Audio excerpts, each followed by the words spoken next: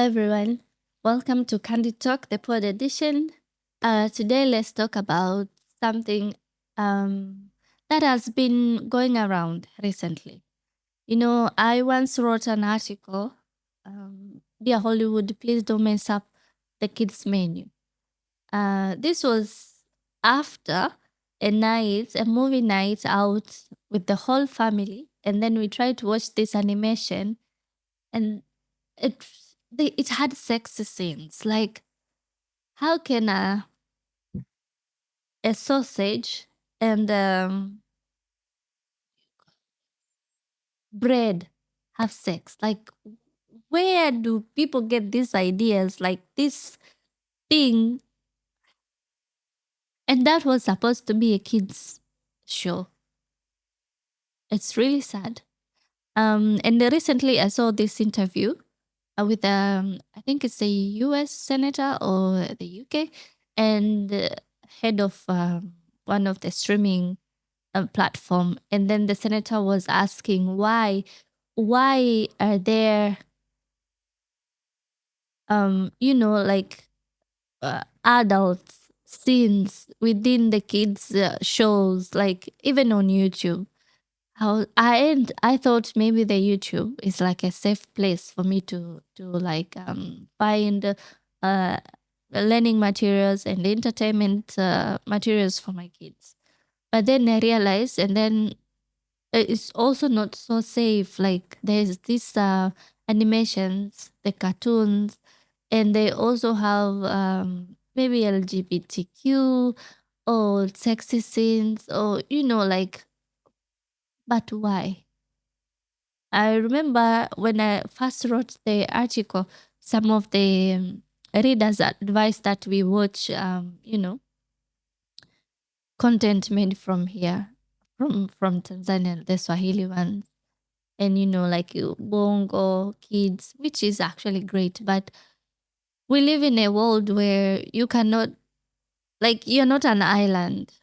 Somehow, somewhere, these kids will find this content, whether through your TV or through their phones or through other people's devices. So I think it is important that we don't spoil, we don't expose these kids to contents that are way far beyond their age. Like, content providers and content creators, you are really making it hard for us parents. I I remember there's this interview. This guy, a man, this father, he had an interview. I saw it on social media. He was recalling an incident that happened to his child. The child learned to hang himself through YouTube challenge.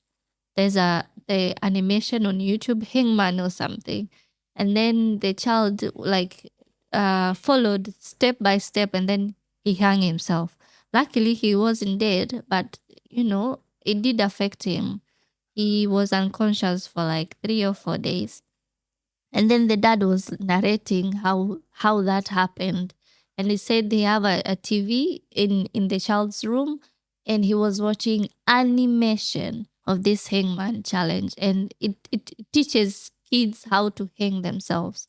And then in the comment section, they were like, multiple people like recalling similar incidences. One says like her nephew didn't go through because the nephew asked for a rope, and then they were like, "What do you want to do with it?" And then they like checked, and it was the same challenge. And the other one, sadly, the child passed away. She did hang herself, the same challenge, the same content that is within the YouTube kids.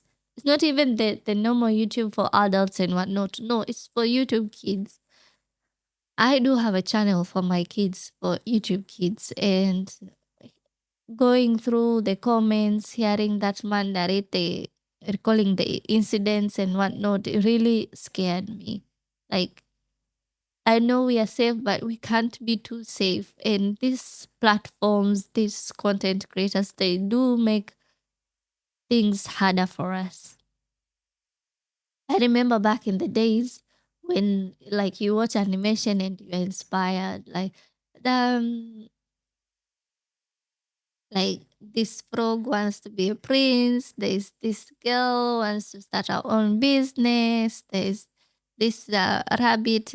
She wants to change the world, make the world a better place, and whatnot. But I think maybe we should keep on creating such contents. And this is also a call for our local or, Tanzanian filmmakers, script writers, producers, directors.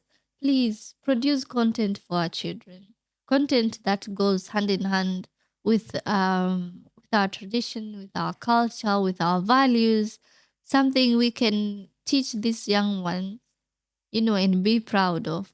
Like, help us not to consume too much of external, um, content that are not for us, not even for our children. This is actually a call for you. Like, I have seen there's we have tools. Technology has grown so much. We can have animations here at the Citizen. We do have finance for kids. It's an animation. It teaches kids finances, so we can have more of that. ABCs, our own Miss Rachel, or our own Cocomelon, more Fubungo content.